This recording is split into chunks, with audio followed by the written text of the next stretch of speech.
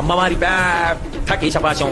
పొద్దున్న భ్రమరాంబ అమ్మవారి దేవాలయంలో అభిషేకం అయిన తర్వాత అంత పెద్ద జుత్తు కదా, వెంటనే ముడేసేస్తే తడి జుత్తు వేసుకోదుగా, సాంబ్రాణి పట్టి దారిన తర్వాత అంత పెద్ద జుత్తు కబరీబంధం వేస్తే భాగవతంలో పోతన గారు అంటారు, నట భుజ తమిళ్లంబుతోడా అంటారు. ఆవిడ నడుస్తున్న పుట్ట భుజాలు ఇలా అంటే ఇక్కడ తగులుతుంది ఆవిడ కొప్పు, అంత పెద్ద కొప్పు, అంత జుత్తు ఆవిడది, నల్లటి జుత్తు. సౌందర్యలహరిలో శంకర్లు అంటారు అమ్మవారి యొక్క జుత్తుకి సహజంగా సువాసన.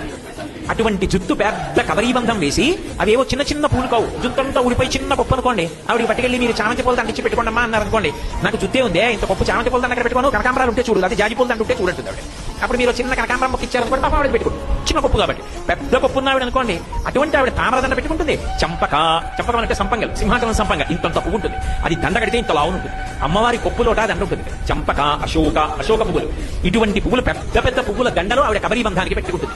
అటువంటి కొప్పు ఎర్రగా తెల్లగా పచ్చగా ఆ పువ్వుల దండలు పెట్టుకుని ఆవిడ కొప్పు కనపడింది అనుకోండి, ఆ శ్వాసనలు గుబాడిస్తున్నాయి, అందులో సూర్యచంద్రులు పెట్టుకుంది, మధ్యలో నవరత్నాలతో పొడి పెట్టుకుంది, ఆ కొప్పు కనపడింది, ఆ శ్వాసనలు గుబాడిస్తున్నాయి.